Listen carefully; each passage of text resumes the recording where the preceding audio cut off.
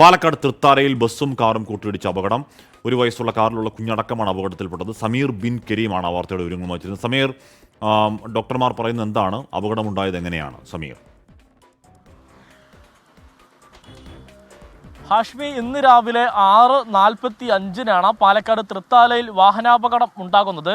കരിപ്പൂർ വിമാനത്താവളത്തിൽ നിന്ന് പട്ടാമ്പിയിലേക്ക് വരികയായിരുന്ന ബലീനോ കാറും മറ്റൊരു സ്വകാര്യ ബസ്സും കൂട്ടിയിടിച്ചായിരുന്നു അപകടം. അങ്ങനെ കാറിലും ഉണ്ടായിരുന്ന 7ഓളം പേർക്കാണ് നിലവിൽ, കുട്ടികൾ ഉൾപ്പെടെയുള്ള 7ഓളം പേർക്കാണ് നിലവിൽ പരിക്കേറ്റിരിക്കുന്നത്. അതിൽ 1.5 വയസ്സുള്ള കുഞ്ഞിൻ്റെ നില ഗുരുതരമാണ് എന്നുള്ളതാണ് നിലവിൽ നമുക്ക് ലഭ്യമാകുന്ന വിവരം. പരിക്കേറ്റ 3 പേരെ പട്ടാമ്പി നിള ആശുപത്രിയിലും ബാക്കിയുള്ളവരെ കുന്നംകുളത്തെ സ്വകാര്യ ആശുപത്രിയിലേക്കുമാണ് നിലവിൽ പ്രവേശിപ്പിച്ചിരിക്കുന്നത്. ഇതിൽ കുഞ്ഞിൻ്റെ നില മാത്രമാണ് ഗുരുതരം, മറ്റുള്ളവർക്ക് ഗുരുതരമായ പരുക്കല്ല, മറിച്ച് സാരമായ പരുക്കാണ് എന്നുള്ളതാണ് നിലവിൽ നമുക്ക് ലഭ്യമാകുന്ന വിവരം. ഇവിടെ തൃത്താല പോലീസ് സംഭവ സ്ഥലത്തെത്തി തുടർ നടപടികൾ സ്വീകരിച്ചു വരികയാണ്. ഹാഷ്മി,